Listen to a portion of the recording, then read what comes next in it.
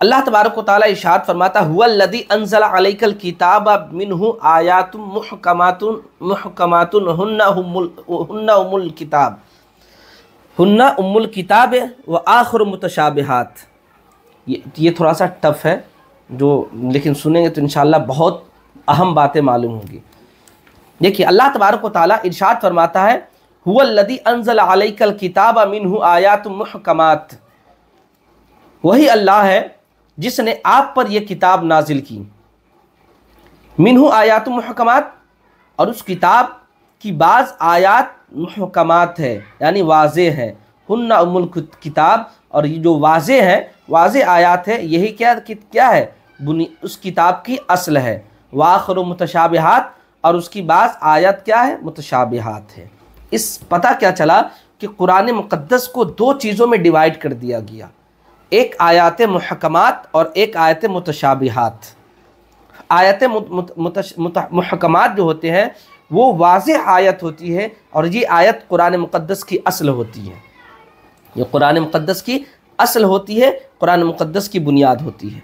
और जो आयत मुतशाबिहात है, ये कुरान मुक़द्दस की जो आयतें हैं उसकी भी एक चीज़ है, ठीक है ना, आयत मुतशाबिहात। और आयत मुहकमात क्या है, आयत मुतशाबिहात क्या है, इसको हम भी तफसील जानेंगे। आप एक लाइन में पहले समझ लें, फिर हम तफसील बताएंगे, क्योंकि असल जहन में रख लें, फिर बाद में तफसील बताएंगे तो आपको बात समझ में आएगी। देखिए आयत मुहकमात जो होता है ना, आयत मुहकमात जो होता है ना, इसकी बातें वाज़ेह होती है, ठीक है, लफ्ज़ से इसकी बात वाज़ेह हो जाती है। लेकिन जो आयत मुतशाबिहात जो होता है ना, इसका सही इल्म जो है ना वो अल्लाह और उसके रसूल को हासिल होता है। और आयत मुहकमात में एक रिवायत के मुताबिक इससे मुराद हुरूफ मुक़त्तिआत भी होते हैं। आयत मुहकमात और आयत मुतशाबिहात के ज़िक्र करने की मुनासिबत देखें। ईसाइयों ने एतराज़ किया था कि कुरान में अल्लाह तबारक व तआला ने हज़रत ईसा अलैहिस्सलाम के मुतालिक फ़रमाया कि हज़रत ईसा अलैहिस्सलाम सूरह निसा आयत नंबर 171 में, जिससे पता चलता है कि अल्लाह तबारक व तआला ने हज़रत ईसा अलैहिस्सलाम को अल्लाह का कलाम और अल्लाह की रूह फरमाया, लिहाजा हज़रत ईसा अलैहिस्सलाम अल्लाह खुदा है, ठीक है ना। तो ईसाइयों ने उसका जवाब हम ये देते हैं कि देखिए ईसाइयों ने जो कहा कि कुरान ने हज़रत ईसा को अल्लाह का कलीमा और उसकी रूह कहा है ना, इससे ये ईसाई ये कहते हैं कि इससे ये पता चला कि हज़रत ईसा अलैहिस्सलाम अल्लाह तबारक व तआला के बेटे हैं। तो अल्लाह तबारक व तआला ने उसी की रद में आयत नाजिल फरमाया कि कुरान मुक़द्दस में कुछ आयतें ऐसी होती है जो आयत मुहकमात होती है, और कुछ आयतें ऐसी होती जो आयत मुतशाबिहात होती है। और आयत मुतशाबिहात में से, और आयत मुतशाबिहात की असल जो है ना, जो मुराद है वो अल्लाह और उसके रसूल ही को मालूम होता है, उसके अलावा किसी को मालूम नहीं होता है।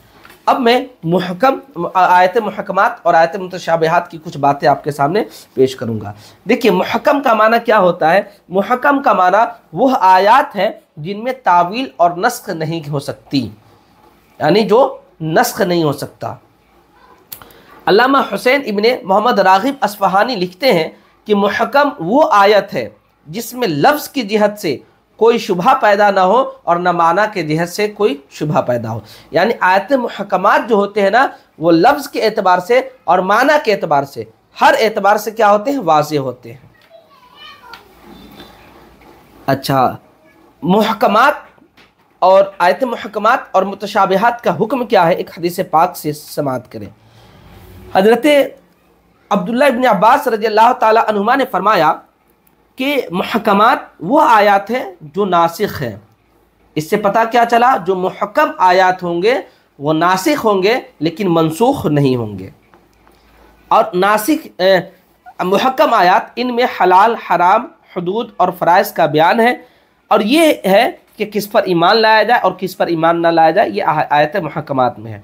और आयत मुतशाबिहात जो होती है ना, ये वह आयत है जो मनसूख है, जो मनसूख है वो मुक़द्दम, जो मनसूख है वो मुक़द्दम है, और जो मुअख्खर है उन पर ईमान लाया जाए लेकिन अमल न किया जाए। ये हुक्म हज़रत अब्दुल्लाह इब्न अब्बास ने फरमाया।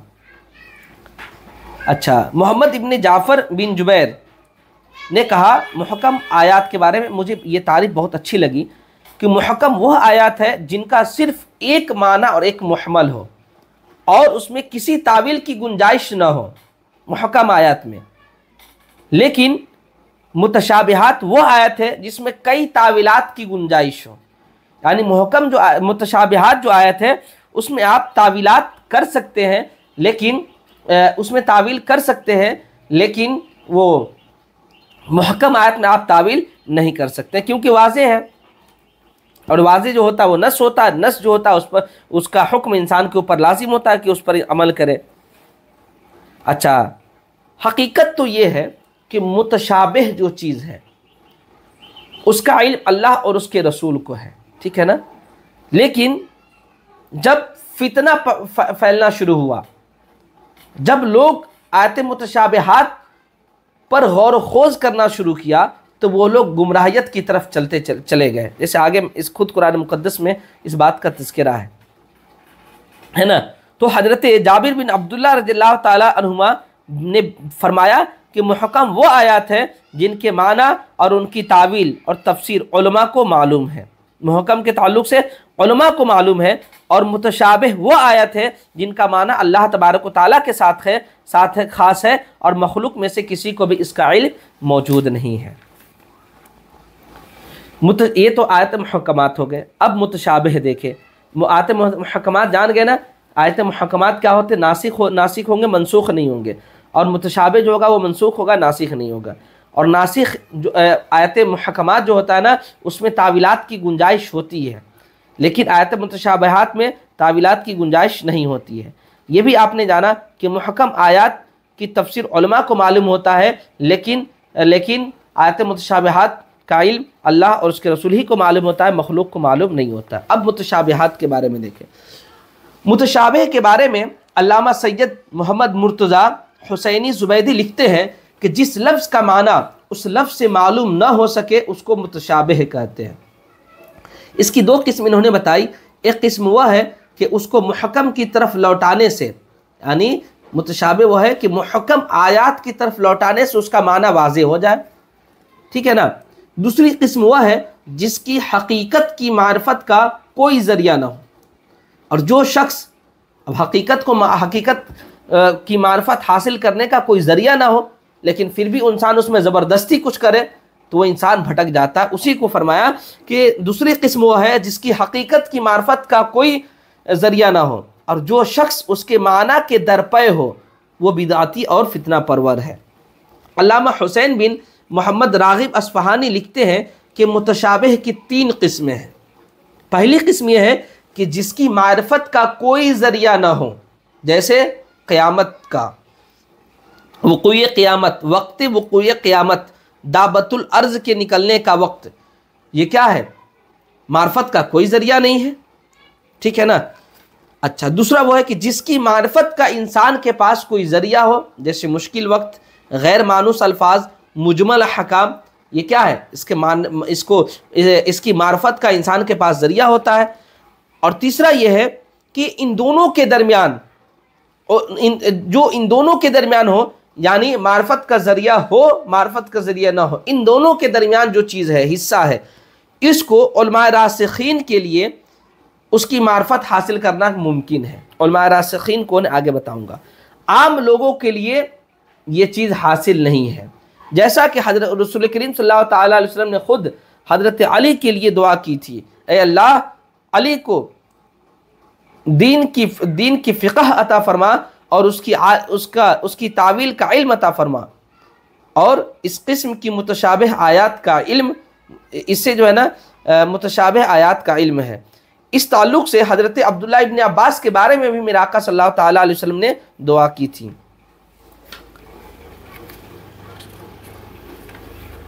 आगे आप देखें, मुतशाबिह आयात में आप ज़बरदस्ती कुछ छेड़छाड़ करने की कोशिश करेंगे तो फिर यह गलत हो जाएगा। आगे आप देखें, वाखिर मुतशाबिह, फ़अम्मल लदीना फ़ी क़ुलूबिहिम ज़ैग़ुन फ़यत्तबिऊना मा तशाबह मिन्हु इब्तिग़ाअल फ़ितनति व इब्तिग़ाअ तावीलिही। अल्लाह तबारक व तआला इरशाद फरमाता, फ़अम्मल लदीना फ़ी क़ुलूबिहिम ज़ैग़ुन, जिन लोगों के दिलों में कजी हो, यानी टेढ़ापन हो, जिन लोगों के दिल में टेढ़ापन हो, कजी हो, फयत्तबिऊन मा तशाबह मिन्हु इब्तिगाअल फितनति व इब्तिगाअ तावीलिही, तो वो फितना जोई के लिए और मुतशाबिह का महमिल निकालने के लिए आयत मुतशाबिह के दर पे रहते हैं। यानी जिनके दिल में कजी होती है ना, वह लोग आयत मुतशाबिहात का माना निकालने के दर पे होते हैं। मुमकिन है कि वो इंसान गलत हो जाता है। अब आयत मुतशाबिहात का इल्म किसको है? देखे, वमा यअलमु तावीलहु इल्लल्लाह, हालांकि मुतशाबिह की महमिल को अल्लाह के सिवा कोई नहीं जानता। अब बताइए, जिस कुरान खुद फरमा रहा है कि जो आयत मुतशाबिहात है उसका इल्म अल्लाह के अलावा किसी को भी नहीं है, और जिसके दिल में कजी होता है, टेढ़ापन होता है, वो आयत मुतशाबिहात में छेड़छाड़ करने की कोशिश करता है, हालांकि उसको भी मालूम है कि अल्लाह के अलावा किसी को इल्म हासिल नहीं। तो जाहिर सी बात है कि वो इंसान भटक सकता है, रास्ता से भटक सकता है। वर्रासिखून फिल इल्म, और उलमाए और माहिर उलमा यक़ुलून, ये कहते आमन्ना बिही, यानी माहिर उलमा जब वहाँ पर पहुँचते हैं, यानी किस पर? ये आयत मुतशाबिह पर पहुँचते हैं तो कहते आमन्ना बिही। जो माहिर उलमा है वो कहते आमन्ना बिही कि हम इस पर ईमान लाए। कुल्लु मिन इंद रब्बिना, और हर चीज़ हमारे रब के पास से है। वमा यज़क्करु इल्ला उलुल अलबाब, और सिर्फ अक्ल वाले ही नसीहत को कबूल करते हैं। देखिए आप, जिन लोगों के दिलों में कजी है, इससे मुराद कौन है? जिन लोगों के दिलों में कजी है, इससे मुराद नजरान के ईसाई हजरात हैं। नजरान के ईसाई है, क्योंकि नजरान के ईसाई ने कुरान मजीद की आयत से हज़रत ईसा अलैहिस्सलाम के इब्नुल्लाह, यानी अल्लाह तबारक व तआला के बेटे होने पर इस्तिदलाल किया था। जैसा कि हज़रत अब्दुल्लाह इब्न अब्बास रज़ियल्लाहु तआला अन्हु ने फरमाया, इससे मुराद यहूद है, क्योंकि यहूद आलिम हई बिन अख्तब और उसके असहाब के सामने रसूल करीम सल्लल्लाहु तआला अलैहि वसल्लम ने मुख्तलिफ सूरतों के अवाइल से हुरूफ मुक़त्तिआत पढ़े। जब हुरूफ मुक़त्तिआत में आका सल्लल्लाहु तआला अलैहि वसल्लम ने मुख्तलिफ सूरतों से पढ़ा तो वो अबजद के हिसाब से उसके अदद निकालना शुरू कर दिया। तो मेरे आका सल्लल्लाहु तआला अलैहि वसल्लम ने और हुरूफ मुक़त्तिआत की तिलावत की, तो वो लोग आपस में वो लोग जो है ना, वो लोग कहने लगे कि हम पर हिसाब मुश्तबा हो गया है, यानी हम समझ नहीं पा रहे हैं कि हम कलील आदत का एतबार करें या कसीर आदत का एतबार करें। तो इससे पता क्या चला कि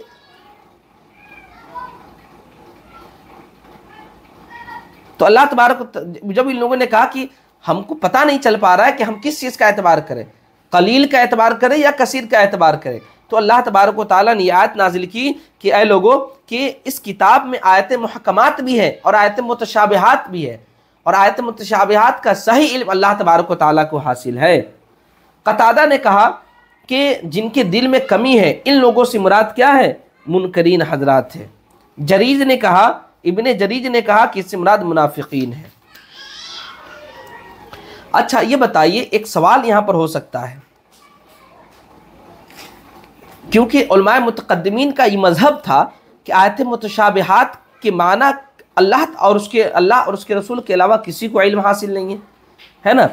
अब एक एतराज़ यहाँ पर हो सकता है कि जब कुरान इंसानों के लिए नाजिल किया गया, क्योंकि कुरान हिदायत का सामान है, तो आखिर कुरान मुक़द्दस में ऐसी चीज़ों का तज़किरा क्यों किया गया है जिसकी जानकारी इंसान हासिल नहीं कर सकता है?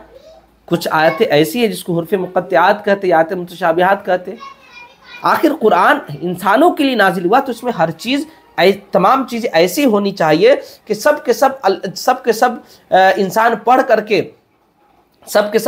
पढ़ करके उस पर अमल कर लेते, उसकी जानकारी उसको हासिल हो जाता, इल्म हासिल हो जाता। लेकिन उसमें कुछ बातें ऐसी जिक्र क्यों की गई है जिसका इल्म सिर्फ और सिर्फ अल्लाह को है? उसका जवाब क्या है? देखिए, उसका जवाब हम ये देते हैं कि इसमें उलमा का भी इम्तिहान है। जिस तरीके से जाहिल हजरात के लिए तहसील इल्म मुश्किल होता है, इल्म को जो जाहिल होते हैं उसका इल्म हासिल करना मुश्किल होता है, उसी तरीके से जो उलमाए रासिखीन होते हैं, उलमाए माहिर उलमा होते हैं, उनके लिए भी इन आयत मुतशाबिहात का इल्म हासिल करना मुश्किल होता है। और अल्लाह तबारक व तआला ने उलमा को इसका मुकल्लफ बनाया है, कि वो इन आयात में तदब्बुर और तफक्कुर करने से बाज रहे। यानी उलमाए माहिर को भी, माहिर उलमा को भी अल्लाह तबारक व तआला ने तदब्बुर इन आयतों में तदब्बुर और तफक्कुर करने से बाज रहने को कहा है। आज हमको लगता है इसी वजह से आज इतने सारे अकायद में लोग बटे हुए हैं, है ना। कुरान पढ़ पढ़ करके लोग गुमराह हो रहे हैं। मुझे आज ऐसा लग रहा है कि आयत मुतशाबिहात के चक्कर में ही फंस करके ये लोग अपने अकायद को बर्बाद करने लगते हैं। मुल्ला अहमद जीवन जौनपुरी लिखते हैं कि मुल्ला अहमद जीवन जौनपुरी लिखते हैं कि आयत मुतशाबिहात के मुताल्लिक़ ये अक़ीदा रखना चाहिए कि भाई इसकी मुराद हक़ है, और अगरचे क़यामत से पहले इसका इल्म हमें हासिल नहीं होना है ना। क़यामत के बाद इनका माना हर इंसान पर मुनकशिफ हो जाएगा इंशाअल्लाह तबारक व तआला, और ये उम्मत के हक़ में है। लेकिन नबी करीम सल्लल्लाहु तआला अलैहि वसल्लम को इस चीज़ का इल्म हासिल है, मतलब आयत मुतशाबिहात का इल्म। अब एक बात बताइए, अगर आका को भी अगर आयत मुतशाबिहात का इल्म हासिल ना होता तो कुरान किस पर नाजिल हुआ है? मेरे आका पर नाजिल हुआ। अगर मेरे आका को भी पता ना हो तो मालूम चला कि ये कुरान की बाज़ आयतों का नाजिल करना ये क्या होता? बेसूद होता, है ना। लिहाजा मानना पड़ेगा, और हमारा अक़ीदा है और ये तमाम उलमाए किराम का अक़ीदा है कि मेरे आका सल्लल्लाहु तआला अलैहि वसल्लम को आयत मुतशाबिहात का इल्म हासिल है और हुरूफ़ मुक़त्तिआत का भी इल्म हासिल है। बल्कि आप ये कह लीजिए कि बाज़ आयतें जिन पर अल्लाह तबारक व तआला ने तदब्बुर और तफक्कुर करने से मना फरमाया है, ये अल्लाह और उसके रसूल के दरमियान एक राज़ व नियाज़ की बात है, जिसका इल्म अल्लाह को है और उसके रसूल को है, उसके अलावा किसी को नहीं। हज़रत एक हदीस पाक देख लें, बहुत अच्छी। मैंने अभी बताया था ना कि मुमकिन है कि ये आयत मुतशाबिहात में ही लोग फंस करके अपने अकायद को बर्बाद कर रहे हैं। देखिए, जब आयत मुतशाबिहात में लोग मुलव्विस होने लगे तो हमें क्या करना चाहिए? देखिए आप, आयत मुतशाबिहात के मुताल्लिक़ हज़रत आयशा रज़ियल्लाहु ताला अन्हा से एक रिवायत है कि फरमाती हैं कि जब तुम उन लोगों को देखो जो आयत मुतशाबिहात में बहस कर रहे हैं, आयत मुतशाबिहात में एक दूसरे से बहस कर रहे हैं, तो समझ लो कि यही वो लोग हैं जिनसे बचने का अल्लाह तबारक व तआला ने हुक्म दिया है। अल्लाह तबारक व तआला ने जिनसे बचने का हुक्म दिया है, समझ लो जो लोग आयत मुतशाबिहात में बहस कर रहे हैं वही लोग हैं जिनसे अल्लाह तबारक व तआला ने बचने का हुक्म दिया है। हज़रत उमर बिन ख़त्ताब फरमाते हैं कि अनकरीब लोग कुरान के मुतशाबिह आयात में बहस करेंगे तो तुम सुन्नत का इल्म रखने वाले लोगों को लाजिम पकड़ लो। देखिए, आज मैं दावे के साथ कह सकता हूँ कि हज़रत उमर फ़ारूक रज़ियल्लाहु ताला अन्हु की इस रिवायत के मुताबिक, जिसमें कहा गया कि जब लोग कुरान मुक़द्दस के मुतशाबिह आयात में लोग बहस करने लगे तो तुम सुन्नत का इल्म रखने वाले लोगों को लाजिम पकड़ लेना। यहाँ पर हमको दावत इस्लामी की बहुत याद आ रही है। उसकी वजह क्या मालूम है? आज जितनी भी तंजीमें हैं ना, जितनी भी तहरीकें हैं, कोई तंजीम या तहरीक सामने हमें दिखती नहीं है कि जो सुन्नत रसूल का पैरोकार हो, सुन्नत रसूल का पाबंद हो, है ना, सुन्नत रसूल का पाबंद हो, हमें कोई नज़र नहीं आता। और आज के इस दौर में जितने अकायद में लोग बढ़ते चले जा रहे हैं, मुझे लगता है इन्हीं आयत मुतशाबिहात की वजह से हो रहे हैं। और ऐसी सूरत में हज़रत उमर फ़ारूक ने फरमाया कि जब ऐसी बात होने लगे कि लोग आयत मुतशाबिहात में बहस करने लगे तो तुम ऐसे लोगों की इत्तिबा करो, ऐसे लोगों को पकड़ो जो सुन्नत का पैरोकार हो। आज के डेट में ये आज का यही सेम दौर है। ऐसी सूरत में हमें चाहिए कि हम सुन्नत पर अमल करें, और सुन्नत पर अमल करने के लिए सबसे, अगर खुद अमल करना चाहे तो अच्छी बात है, कर सकते आप, अच्छी बात है। लेकिन एक होता है ना, सुहबत का असर पड़ता है। ये भी पता है ना कि इंसान जिस चीज़ को बार बार देखते रहता है, सुनते रहता है, तो उस चीज़ की तरफ इंसान गालिब हो जाता है और उसी की तरफ उसका दिमाग चला जाता है। आज की डेट में हम अगर दावत इस्लामी से जुड़ जाते हैं तो यकीनन हम सुन्नत के पैरोकार भी हो जाएंगे, हम सुन्नत के पैरोकार भी हो जाएंगे, सुन्नत पर कमहक़्क़ अमल करने वाले भी हो जाएंगे इंशाअल्लाह तबारक व तआला। अगर हम दावत इस्लामी से अपने आप को मतलब ऐसे नहीं जोड़ सकते हैं, ज़मीनी सतह से नहीं जोड़ सकते हैं, तो कम से कम सोशल मीडिया से दावत इस्लामी के एक एक तरीक़े को आप देखें, एक एक तरीक़े को पढ़ें, एक एक तरीक़े को सुने। इंशाअल्लाह तबारक व तआला मैं दावे के साथ कह सकता हूँ कि आप सुन्नत रसूल का पैरोकार भी हो जाएंगे और सुन्नत रसूल पर चलने वाले एक बेहतरीन इंसान हो जाएंगे, और ऐसे इंसान हो जाएंगे जो अल्लाह और उसके रसूल का फर्माबरदार है, और जैसा अल्लाह तबारक व तआला ने ज़िंदगी गुजारने का हुक्म दिया है वैसा ज़िंदगी आप गुजारने लगेंगे इंशाअल्लाह तबारक व तआला।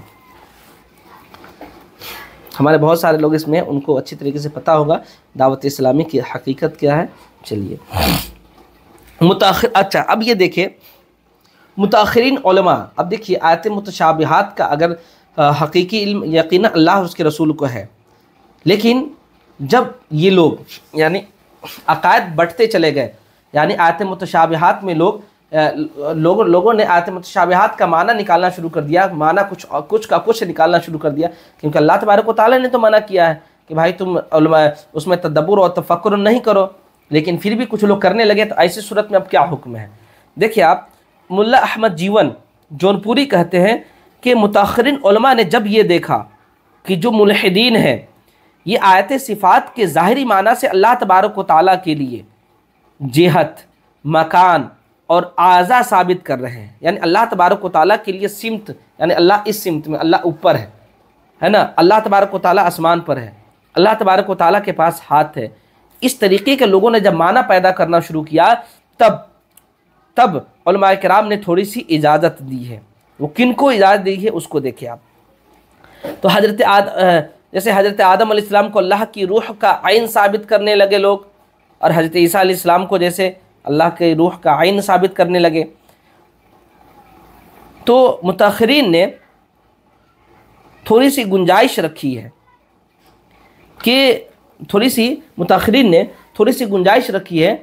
कि जब उन्होंने देखा कि अवाम का शरीयत पर एतकाद कमज़ोर होता चला जा रहा है, तो उन्होंने इन आयत की ऐसी तावील करने का जवाज़ का फतवा दिया जिससे उन आयत का इस तरीके से तर्जमा हो कि जो अकायद से तौहीद से उसूल से टकराए नहीं, वैसा तर्जमा करने को कहा गया है। उन आयत के ज़रिए से फासिद अकायद सामने नहीं आना चाहिए, और वो मानी जो अहले सुन्नत व जमात का अकीदा है इसके ख़िलाफ़ टकराव भी नहीं होना चाहिए। ठीक है, तब ऐसी सूरत में आयत मुतशाबिहात का तर्जमा करने का लोगों को हुक्म दिया गया। जैसे मुताखिरीन के बयान करदा मानी के मुताबिक मुताखिरीन ने क्या दलील दी कि ये आयत मुतशाबिहात का तर्जमा कुछ लोग ऐसे कर रहे हैं ना, जिसकी वजह से उनका ईमान भी धीरे धीरे ख़त्म होता चला जा रहा है, इसलिए थोड़ी सी रुख्सत दी है। क्यों दी है? देखिए आप, देखिए सूरह हजर आयत नंबर 29 में अल्लाह तबारक व तआला इरशाद फरमाता है व नफ़ख्तु फ़ीहि मिन रूही। उसका ज़ाहिरी माना क्या है? इसका ज़ाहिरी माना ये है कि मैं उसमें अपनी रूह से फूक दूँ, अब देखिए अल्लाह तबारक व तआला की कोई रूह है क्या? अल्लाह की कोई रूह है क्या कि अपनी रूह से अल्लाह तबारक व तआला फूक देगा? नहीं ना है। लफ्ज़ी तर्जमा तो ये हो रहा है, तो ये भी यही क्या है? आयत मुतशाबिहात है ना। अब यहाँ पर तज़किरा, यहाँ तर्जमा हम किस तरीके से करेंगे? देखिए मुताखिरीन ने इसका तर्जमा इस तरीके से किया, तावील के साथ इस तरीके से तर्जमा किया कि मैं इसमें अपनी पैदा की हुई रूहों में से फूंक दूँ, मैं अपनी पैदा की हुई रूहों में से फूंक दूँ। और लफ्ज़ी तर्जमा क्या देखेंगे कि मैं अपनी रूहों में से फूंक दूँ। इससे पता क्या चल रहा है कि अल्लाह तबारक व तआला के लिए भी रूह है। कुछ लोग जो अपने आप को मतलब थोड़ा सा अपने जानकार खुद समझते हैं, किसी का ट्रांसलेट पढ़ करके वो तर्जमा उसका वैसा ही करेंगे, आयत मुतशाबिहात का वैसा करेंगे। आयत मुतशाबिहात का तर्जमा करने के लिए भी आम लोगों के लिए इजाज़त नहीं है। आयत मुतशाबिहात आम कुरान की आयतों का तर्जमा करने की भी इजाज़त आम लोगों को नहीं है। तो आयत मुतशाबिहात का तर्जमा करने के लिए अयरे गैर लोगों को हक़ कैसे हासिल हो जाएगा? अब कुछ लोग अकीदा रख ले कि अल्लाह तबारक व तआला अपनी रूह में से फूक रहा है लफ्ज़ी तर्जमा करके, तो क्या होगा कि इससे साबित ये होगा कि अल्लाह तबारक व तआला के लिए रूह है। जब अल्लाह के लिए रूह है तो अल्लाह तबारक व तआला के लिए जिस्म होना साबित होगा, लिहाजा वो इंसान फ़ौरन क्या हो जाएगा? काफिर हो जाएगा। अब मुताखरीन ने उसका तर्जमा, मुताखरीन ने उसकी तावील इस तरीके से करके तर्जमा किया कि मैंने उसमें अपनी पैदा की हुई रूहों में से फूक दिया। ठीक है, आप देखिए, एक और देख ले आप, सूरह नूर आयत मुतशाबिहात को देख ले। सूरह नूर आयत नंबर 35 में अल्लाह इरशाद फरमाता है अल्लाह नूरुस समावाति वल अर्द। इसका ज़ाहिरी माना यह है कि अल्लाह आसमानों और ज़मीनों की रोशनी है। अल्लाह तबारक व तआला आसमानों और ज़मीनों की रोशनी है। इससे पता क्या चलेगा कि ज़मीन अल्लाह तबारक व तआला है, आसमान अल्लाह तबारक व तआला है। हमको लगता है कि मुशरिकीन हज़रात इसी को देख करके ज़मीन और सूरज और क्या ना आसमान वगैरह की पूजा करते हैं। हमको लगता है ऐसा, पता नहीं हकीकत क्या है। तो अब इसका लफ्ज़ी तर्जमा करेंगे तो क्या होगा कि अल्लाह तबारक व तआला आसमान और ज़मीन की रोशनी है। ऐसा है क्या? ऐसा नहीं है। अब इसका तर्जमा हम कैसे करेंगे कि हमारा ईमान भी महफूज रहे, हमारा अकीदा भी महफूज रहे और हमारे अकायद में गड़बड़ी भी ना हो और तर्जमा भी अदा हो जाए। तो मुताखरीन ने उसकी तावील इस तरीके से करके तर्जमा किया है कि अल्लाह आसमानों और ज़मीनों को रोशन करने वाला है। ठीक है, चलिए, मैंने इससे पहले भी कहा था ना कि कुरान की ज़ाहिरी माना को, कुरान की ज़ाहिरी इबारत को पढ़ पढ़ करके भी लोग गुमराह हुए हैं। आज यहाँ आपको देखने को मिल जाएगा। और सूरह फतह आयत नंबर 10 में अल्लाह इरशाद फरमाता है यदुल्लाहि फौका ऐदीहिम। इसका लफ्ज़ी तर्जमा क्या होगा? उनके हाथों पर अल्लाह का हाथ है। अब बताइए, क्या अल्लाह का हाथ है? अल्लाह के पास हाथ है? तो फिर इसका मतलब क्या है? अगर अल्लाह का हाथ नहीं है फिर इसका मतलब क्या है? हालांकि अल्लाह खुद फरमाता है यदुल्लाहि फौका ऐदीहिम, कि अल्लाह का हाथ उनके हाथों पर है। इसका मतलब क्या है? फ़ौरन अगर कोई इंसान इस पर अकीदा रख ले कि अल्लाह का हाथ है, तब तो अल्लाह तबारक व तआला ने यदुल्लाह कहा है। अगर कोई इंसान इसका तर्जमा कर ले तो फ़ौरन वह इंसान क्या हो जाएगा? अकीदा रख ले तो वह इंसान काफिर हो जाएगा। उसकी तावील यह है कि उनकी कुदरतों पर अल्लाह तबारक व तआला की कुदरत है। उलमाए रासिखीन ने क्या तर्जमा किया? उनकी कुदरतों पर अल्लाह तबारक व तआला की कुदरत है। इस तरीके से बहुत आयत हम कितना बताएं। मुताखिरीन ने थोड़ा सा हुरूफ मुक़त्तिआत के बारे में हम समझ लें, क्योंकि हुरूफ मुक़त्तिआत का सही इल्म जो है अल्लाह और उसके रसूल ही को हासिल है। लेकिन मुताखिरीन ने अकायद, उसूल, अहकाम शरीअत है ना, इसकी हिफाजत करते हुए हुरूफ मुक़त्तिआत का इस तरीके से इन्होंने माना बयान किया। मुताखिरीन ने आयतें सिफ़ात के अलावा हुरूफ मुक़त्तिआत में भी तावीलात की है। मिसाल के तौर पर उन्होंने अलिफ लाम मीम में अलिफ से मुराद ये कहा कि अलिफ से मुराद अल्लाह तबारक व तआला की ज़ात है, लाम से हज़रत जिब्रील अलैहिस्सलाम मुराद है, मीम से हुज़ूर सल्लल्लाहु तआला अलैहि वसल्लम मुराद है। उसी तरीके से अलिफ लाम मीम स्वाद का मतलब यह है कि मैं यानी अल्लाह हक़ और बातिल के दरमियान फ़ैसला करने वाला हूँ। उसी तरीके से काफ हा या आइन स्वाद, इसमें काफ से मुराद करीम है, हा से मुराद हादी है और या से मुराद या हकीम से या से मुराद हकीम है, आइन से मुराद अलीम है, साद से मुराद सादिक है, किनाया से सादिक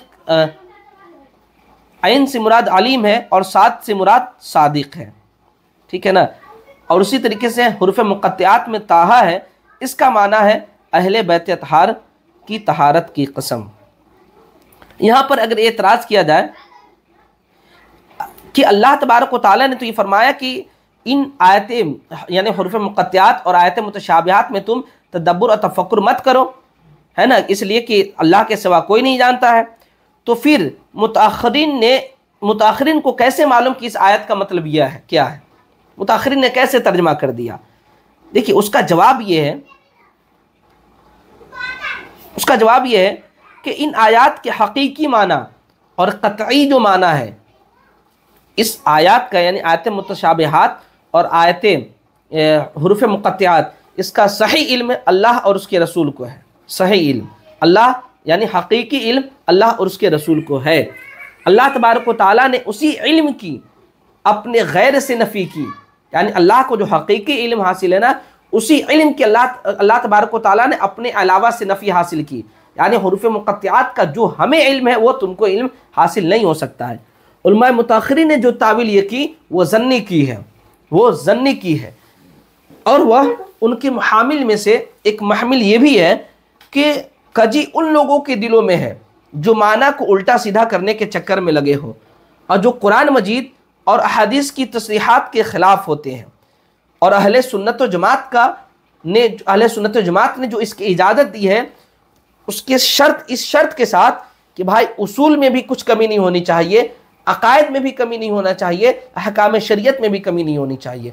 अगर कमी होती है तो तुम इसकी इस्तिताअत नहीं रखते हो, ठीक है ना। और ख़ास तौर पर यह भी कि इन आयत मुतशाबिहात के तर्जमा करने की इजाज़त अल्लाह तबारक व तआला अवाम उलमा तो दूर की बात, इन आयत मुतशाबिहात का तर्जमा करने की इजाज़त खुद रब्बे कायनात किसी को नहीं देता कि भाई तुम उसमें तदब्बुर तफक्कुर मत करो कि इसके माना क्या होगा, वरना करोगे तो मुमकिन है कि तुम गलत हो जाओ। उलमाए रासिखीन कौन होते हैं उसको देखिए आप। उलमाए रासिखीन से मुराद वो उलमा होते हैं जिनको पुख्ता इल्म हासिल होता है, जिनको कुरान और हदीस के चप्पे चप्पे पर नज़र होती है, उनको उलमाए रासिखीन कहा जाता है। यानी जिसको उसूल और फुरू सब पर महारत हासिल हो उसी को उलमाए रासिखीन कहा जाता है। उलमाए रासिखीन उनको कहा जाता है जो दलाइल यकीनिया से अल्लाह तबारक व तआला को जाने और दलाइल यकीनिया से जाने और आयत मुतशाबिहात और आयत मुहकमात, ये हर चीज़ का उनको इल्म हासिल हो, उसको उलमाए रासिखीन कहा जाता है। आगे देखिए आप, आगे अल्लाह तबारक व तआला फरमाता है रब्बना, ऐ हमारे रब, ला तुज़िग़ क़ुलूबना बअद इज़ हदैतना वहब लना मिन लदुनका रहमा इन्नका अंतल वहाब। हमेशा आप लोग भी अपनी दुआ में इसको पढ़ा करें। रब्बना ला तुज़िग़ क़ुलूबना बअद इज़ हदैतना वहब लना मिन लदुनका रहमा इन्नका अंतल वहाब। यानी ऐ हमारे रब, तू हमारे दिलों को ऐ हमारे रब, तू हमें हिदायत देने के बाद हमारे दिलों को टेढ़ा न करना। वहब लना मिन लदुनका रहमा, और तू हमें अपने पास से रहमत अता फरमा। इन्नका अंतल वहाब, बेशक तू बहुत अता फरमाने वाला है। अब यहाँ पर देखें अल्लाह तबारक व तआला ने क्या फरमाया, रब्बना ला तुज़िग़ क़ुलूबना बअद इज़ हदैतना। ऐ हमारे रब, तू हमें हिदायत देने के बाद हमारे दिल को टेढ़ा न फरमा। आखिर ये दुआ किसको करने का ये कहा गया, तो इससे साफ जाहिर है कि इससे पहले उलमाए रासिखीन का तज़किरा गुजरा है, लिहाजा इससे मुराद क्या है, उलमाए रासिखीन है। यानी अल्लाह तबारक व तआला उलमाए रासिखीन को फरमा रहा है, ऐ उलमाए रासिखीन तुम दुआ करो, रब्बना ला तुज़िग़ क़ुलूबना बअद इज़ हदैतना, कि ऐ अल्लाह तूने जब हमें हिदायत दे दी है तो ऐ अल्लाह तबारक व तआला तू हमारे दिलों को टेढ़ा मत फरमा। उसकी आम इस दुआ की एक वजह यह भी हो सकती है कि इससे पहले उन लोगों का जिक्र फरमाया था कि जिनके दिलों में कजी है। एक तो मैं बताया इससे मुराद उलमाए रासिखीन हो सकते हैं, इससे मुराद जिनके दिलों में कजी है वो भी हो सकते हैं। वो फितना जोई के लिए आयतें मुतशाबिहात के दर पे होते हैं, तो ये मुसलमानों को यह तलकीन दी गई कि ऐ लोगों, तुम दुआ करो कि तुम अल्लाह से इस तरीके से दुआ करो कि तू ऐ अल्लाह तबारक व तआला तू हमारे दिलों को टेढ़ा न फरमा। अच्छा, इस दुआ का एक महमिल ये भी हो सकता है कि इसका मतलब ये है कि अल्लाह तू हमें शैतान और अपने नफ्सों की शरर से अल्लाह तू महफूज रख, ताकि अल्लाह हमारे दिल टेढ़े ना हो सके। एक महमिल इसका ये भी हो सकता है कि अल्लाह हमको ऐसी आफात और बलाओं में मुब्तला ना फरमा जिसके नतीजे में हमारे दिल टेढ़े हो जाए, या हम पर लुत्फ़ व करम के बाद उन अल्ताफ़ और इनायात को हमसे सलब न कर जिसके नतीजे में हम फितना में पड़ जाए। यानी अल्लाह तबारक व तआला तू हमें हर चीज़ अता कर देने के बाद तू हमें आजमाइश में मत डाल कि जिसकी वजह से हमारे दिल टेढ़ा हो जाए। अब देखिए दिल का तज़किरा क्यों है। देखिए दिल के ताल्लुक़ से हज़रत मेरे आका सल्लल्लाहु ताला अलैहि वसल्लम ने खुद फरमाया कि ये दिल जो होता है ना, ये जंगल में पड़े हुए एक पर की तरह है। मेरे आका हज़रत अबू मूसा अशअरी रज़ियल्लाहु ताला अन्हु से ये रिवायत है कि रसूल करीम सल्लल्लाहु ताला अलैहि वसल्लम ने इरशाद फरमाया कि ये दिल जंगल में पड़े हुए एक पर की तरह है जिसको हवा उलटती पलटती रहती है।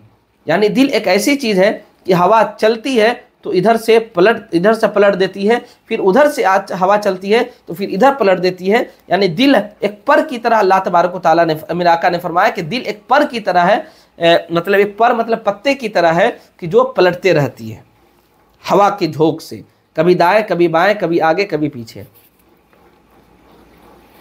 आगे देखें इसका तर्जुमा, रब्बना इन्नका जामिउन नास लियौमिन ला रैब फीह, ऐ हमारे रब बेशक तू लोगों को उस दिन जमा फरमाने वाला है जिसके वक़ू में कोई शक नहीं। इन्नल्लाह ला युखलिफुल मियाद, बेशक अल्लाह अपने वादा के ख़िलाफ़ नहीं करता है। देखिए अल्लाह तबारक व तआला ने क्या फरमाया, बेशक रब्बना इन्नका जामिउन नास लियौमिन ला रैब फीह, कि ऐ हमारे रब बेशक तू लोगों को उस दिन जमा करने वाला है जिसमें कोई शक नहीं है। मतलब यानी क़यामत के ताल्लुक़ से इसका क़यामत मुराद है।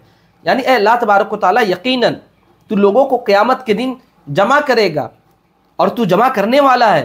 ऐ अल्लाह तबारक व तआला उस दिन में किसी को शक व शुबहा की गुंजाइश नहीं है। ऐ अल्लाह हमें भी इसकी गुंजाइश, हमें भी इसमें कोई डाउट नहीं है कि अल्लाह तू जो है ना क़यामत के दिन किसी को जमा नहीं करेगा। हमें इस बात का यकीन है कि बेशक तू क़यामत के दिन सब लोगों को जमा करने वाला है। इन्नल्लाह ला युखलिफुल मियाद, कि बेशक अल्लाह तबारक व तआला वादा खिलाफ़ी नहीं करता है। अब मैं यहाँ पर एक चीज़ बताऊँ फिर आप बात ख़त्म कर दूँगा। अल्लाह तबारक व तआला ने यहाँ क्या फरमाया, इन्नल्लाह ला युखलिफुल मियाद, कि बेशक अल्लाह तबारक व तआला वादा खिलाफ़ी नहीं करता है। देखिए एक होता है वाद और एक होता है वईद, एक होता है वाद और एक होता है वईद। वाद और वईद में क्या फ़र्क है? देखिए अल्लाह तबारक व तआला ने सालिहीन कि नेक कामों पर जो इनाम देने का अल्लाह तबारक व तआला ने खुशखबरी दिया है ना, खुशखबरी दिया है, उसको वाद कहते हैं, उसको वाद कहते हैं। और मुजरिम और गुनहगार लोग उसके गुनाहों की वजह से अल्लाह तबारक व तआला ने जो उसको सज़ा देने को कहा है उसको वाईद कहते हैं। तो मोमिन हजरात जो सालिहीन है वो नेक काम पर अल्लाह जो अज्र देगा उसे अल्लाह तबारक व तआला उसके नेक काम पर अज्र देगा, उसको वाद कहते हैं। और जो गलत लोग हैं, जो गुनहगार लोग हैं, उसके गलत काम पर अल्लाह तबारक व तआला जो अजाब देगा उसको वईद कहते हैं। और वाद और वाहिद, आप वाद और वाइद समझ चुके हैं, ठीक है ना। अब देखें यहाँ पर अल्लाह ने क्या फरमाया, बेशक अल्लाह वादा खिलाफ़ी नहीं करता है, अल्लाह वादा खिलाफ़ी नहीं करता है। तो अल्लाह तबारक व तआला ने जब फरमा दिया कि बेशक जो नेक लोग हैं उसके नेक काम की वजह से अज्र दिया जाएगा, तो ये हकीकत है कि अल्लाह तबारक व तआला यकीनन जो वादा कर लिया है तो वादा पूरा करेगा ही। इसलिए कि अल्लाह तबारक व तआला इसलिए कि अल्लाह तबारक व तआला ने जिस चीज़ का वादा किया है उसके खिलाफ अल्लाह तबारक व तआला नहीं करेगा, क्योंकि करीम, इसलिए कि करीम जो होता है वो जब किसी इनाम का वादा कर ले तो उसके खिलाफ नहीं काम करता है। जब वादा कर लिया है करीम तो वादा को पूरा करता है। अगर वो उस वादे के खिलाफ काम करे तो ये उसका ऐब शुमार होता है, उसका ऐब शुमार होता है। और अल्लाह तबारक व तआला ऐब से पाक है।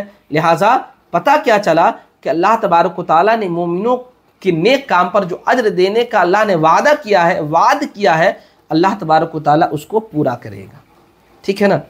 अब देखिए अगर किसी मुजरिम को सज़ा की खबर दे दी जाए, है ना, सज़ा की खबर दे दी जाए, फिर उसको सज़ा न दी जाए, तो एक एतराज़ होता है ना। अल्लाह तबारक व तआला, इंसान गुनहगार है और अल्लाह ने यह भी फरमाया कि अगर तुम गुनाह का काम करते हो तो अल्लाह तबारक व तआला तुझे अजाब देगा, ठीक है ना। लेकिन अल्लाह तबारक व तआला उस अजाब को माफ़ भी कर देता है। और कुरान मुक़द्दस में ये कहा इन्नल्लाह ला युखलिफुल मियाद, कि बेशक अल्लाह तबारक व तआला वादा खिलाफ़ी नहीं करता है। तो एक तरफ अल्लाह तबारक व तआला गुनहगार मोमिन के गुनाहों को माफ़ फरमा देता है और एक तरफ अल्लाह कह रहा वादा खिलाफ़ी नहीं करता है। हालांकि अल्लाह ने वादा किया, अल्लाह तबारक व तआला ने कहा है कि जो गलत काम करेगा अल्लाह तबारक व तआला उसको गुनाह अता फरमाएगा, उसको सज़ा देगा। तो इसका मतलब क्या है? देखिए आप, जो करीम होता है ना, अगर मुजरिम के गुनाहों को माफ़ कर देता है, जो मुजरिम होता है उसको अगर करीम जो होता है, जो मालिक होता है, वो मुजरिम को गुनाहों की सज़ा का ऐलान कर देता है ठीक है ना, ऐलान कर देता है। उसके बाद फिर वो मुजरिम, वो मालिक है ना, उस मुजरिम के गुनाहों को मुआफ़ कर देता है, तो वो उसका ऐब नहीं शुमार होता है, उसे वादा खिलाफ़ी नहीं करते हैं, बल्कि उसको रहम कहते हैं, उसको रहम करते हैं। और अल्लाह तो 70 माओं से भी ज़्यादा मोहब्बत करने वाला है और रहम करने वाला है। तो अगर कोई इंसान गलत काम करे और अल्लाह तबारक व तआला ने गलत काम करने का वईद सुना दिया है, और फिर भी अल्लाह तबारक व तआला उसको जो माफ़ कर देता है, ये वादा खिलाफ़ी नहीं करता है, बल्कि अल्लाह तबारक व तआला ऐसी सूरत में अल्लाह तबारक व तआला की रहमत, अल्लाह तबारक व तआला के शान के मुताबिक जो गुस्सा है वो अल्लाह तबारक व तआला कि उस पर रहमत गालिब आ जाता है, इसी वजह से अल्लाह तबारक व तआला उसको माफ़ कर देता है। और मुजरिम को अगर माफ़ कर दिया जाता है ना, तो वो उसके खुसूसियत में शुमार किया जाता है और उसकी अच्छी चीज़ों में शुमार किया जाता है ना। लिहाजा पता क्या चला कि अल्लाह तबारक व तआला अपने वादा खिलाफ़ी नहीं करता है। नेक जो काम है अल्लाह तबारक व तआला उसका पूरा बदला देगा, है ना। हाँ, ये सुन ले आप कि वाद जो होता है ना, वाद